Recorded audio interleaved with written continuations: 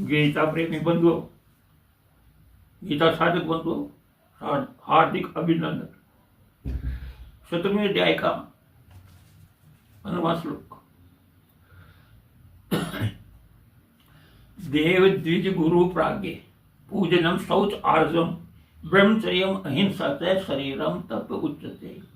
गीता के अंदर जो आध्यात्मिक विद्या बताई गई है उसमें गृहस्थ के लिए जो गीता बनी, गीता उपनिषद के नाम से कहा गया, उसमें ये बताया है कि गृहस्थ भी गृहस्थ संन्यास के रूप में आगे आ सकता है, क्योंकि उसके शरीर में भी 5 ज्ञानेंद्रियां और 5 कर्मेंद्रियां हैं। कर्मेंद्रियां काम कराती है, निष्काम कर्म करो या सकाम कर्म करो, जैसा करोगे वैसा फल मिलेगा। दूसरा मन है, वो भक्ति में भी लग सकता है और पापाचरण में भी लग सकता है। तीसरा है बुद्धि, तो बुद्धि इनके ऊपर नियंत्रण रखती है और विवेक से आगे बढ़ते हैं। तो ये दिया था देव द्विज गुरु प्राज्ञ पूजनम शौच आर्जवम ब्रह्मचर्यम अहिंसा च शरीरम तप उच्यते। शरीर से हम क्या क्या कर सकते हैं ये दिया है। तो हमारे बालकों में भी ये संस्कार डालने के लिए गीता में ये बताया गया है कि देवताओं को नमस्कार करो। द्विज ब्राह्मण कोई पढ़ा लिखा है उनको नमस्कार करो। देव द्विज गुरु को प्रणाम करो। प्राज्ञ कोई विद्वान है उनको नमन करो।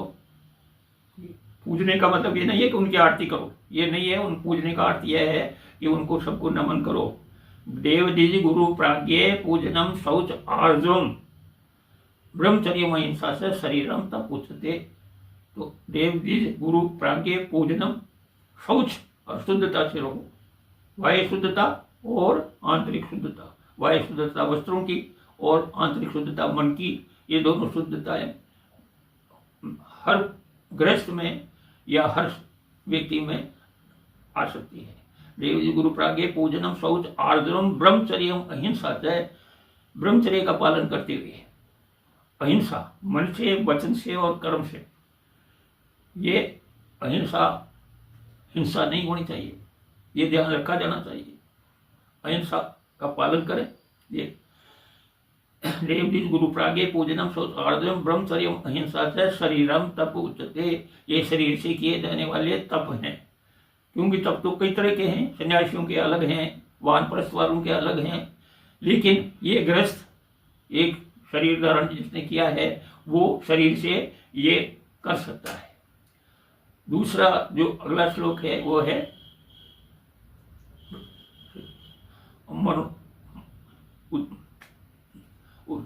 उद्वेग पैदा न हो, ऐसा बताया है। जो भी कुछ बोले हम उससे उद्वेग पैदा न हो।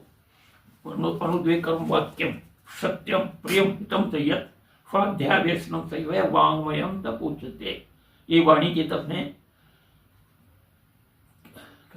बताया उन्होंने कि मन से ऐसा वाणी बोले जो दूसरे सुन करके उसको पीड़ा न हो, दुख न हो। अनुद्वेग कर्म वाक्यम, ऐसा वाक्य हो कि उसको उद्वेग पैदा न हो। अनुद्वेग कर्म वाक्यम, और वो वाक्य कैसा हो, सत्य भी हो, झूठ पाखंड न हो। अनुद्वेग कर्म वाक्यम सत्यम प्रियम हितम च यत्, और हितकारी हो, सत्य हो, हितकारी हो। सत्यम प्रियम हित स्वाध्याय वेशनम चाहिए, स्वाध्याय करने की आदत हो। जब समय मिले स्वाध्याय करें बैठ करके। तो ये शरीर से किए जाने वाले वाणी के तप हैं। तीसरा दिया है मन के तप। अनुद्वेग कर्म वाक्यम सत्यम प्रेम तप चाहिए, स्वाध्याय वेशनम चाहिए, वाङ्मयम तप उच्यते। ये वाणी के तप है। अनुद्वेग कर्म वाक्यम सत्यम प्रेम स्वाध्याय वेशनम चाहिए, वाङ्मयम तप उच्यते। उसके बाद आता है मानसिक। मानसिक तप क्या है, ऐसा विचार ही नहीं करें कि किसी का अनिष्ट हो जाए। भला करेंगे तो भला होगा, बुरा करेंगे तो बुरा होगा। विचार किसी के प्रति ऐसा न करें। तो इस प्रकार शरीर से जो कर्म किए जा सकते हैं वो बताए गए हैं। शरीर से, वाणी से और मन से। तो मन के तप जो है आनंदित रहे हर समय, कैसा ही सुख से दुख से न को पिदाता परो ददाति को बुद्धिरेशा अहम करोमीति वृथाभिमान स्वकर्म सूत्र ग्रसितो ही लोका। ये मानते हुए कोई दुख सुख देने वाला नहीं है, आनंद भगवान के ध्यान में लगा रहे, ऐसा विचार प्रत्येक मानव का रहना चाहिए। तब वह भगवान के तरफ बढ़ेगा, उसका कल्याण होगा, उसका मोक्ष होगा। मोक्ष और स्वर्गाधिक लोगों की प्राप्ति हो जाती है। स्वर्गाधिक लोगों में तो जाने के बाद वहां तो केवल कर्म नहीं बनता, केवल भोग होता है। उनका जितना पुण्य कर्म था उतने दिन वो रहता है और उसके बाद मृत्यु लोकम विशंति, क्षणे पुण्य मृत्यु लोकम विशंति। पुण्य क्षीण हो जाने के बाद उसको वापिस आना पड़ता है। इसलिए बंधुगण, गीता के अनुसार सभी विषय दिए हैं। जब भी मन अशांत हो तभी अगर बैठ करके गीता के कुछ श्लोक पढ़ लिए जाए तो बड़ी शांति मिलती है। आजकल गीता का प्रचार करने के लिए कई संस्थाएं बन गई हैं। वे बालकों तक गीता पढ़ाने की बात करते हैं।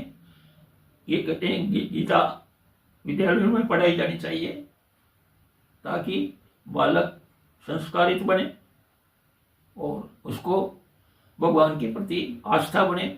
क्योंकि भगवान को जानना और मानना दो ही बात है। जानना तो संसार को है, जो जितना दृष्टिगोचर होता है वो सब जाने वाला है, रहने वाला नहीं। जिसने जन्म लिया है वो तो मरता ही है। जाता से ध्रुव मृत्यु धर्म मरता से चाहे तस्मात पर्याय अर्थे न तुम सोचे तुम्हारे से। उसको कहा है अर्जुन को कि तुम सोच क्यों करते हो, ये तो निश्चित है कि जो जन्म लिया है वो मरेगा ही। तो जानना और मानना, तो जानना तो संसार को है जो जानने वाला है, और मानना है भगवान को जिसमें दृढ़ श्रद्धा हो उसकी भगवान के प्रति। तो ये मानना है। मानना तो केवल एक को ही है। और देखना, जो देखते हैं संसार का क्रम देखते हैं, जीवन का क्रम देखते हैं, सब दृष्टिगोचर जितना भी है वह सब नष्ट होने वाला है, एक दिन नष्ट होगा। एक वो कहा है किसी ने, दो बातों को याद रख जो चाहे कल्याण, दो बातों को याद रख जो चाहे कल्याण, नारायण एक मौत को, दूजा श्री भगवान। एक तो मौत को याद रखेगा तो निश्चित रूप से अपने जीवन को सरल और स्वच्छ बनाएगा, पापाचार में नहीं पड़ेगा। मौत याद रहेगी कि मुझे जाना है एक दिन, तो निश्चित रूप से वो सन्मार्ग में चलेगा और उसका कल्याण होगा। दूजा है भगवान, नारायण एक मौत को, दूजा श्री भगवान। दूजा श्री भगवान को याद रखना, ये गीता के अंदर आध्यात्मिक विषय है। जितना बड़ा करके बताया जाए उतना ही कम है।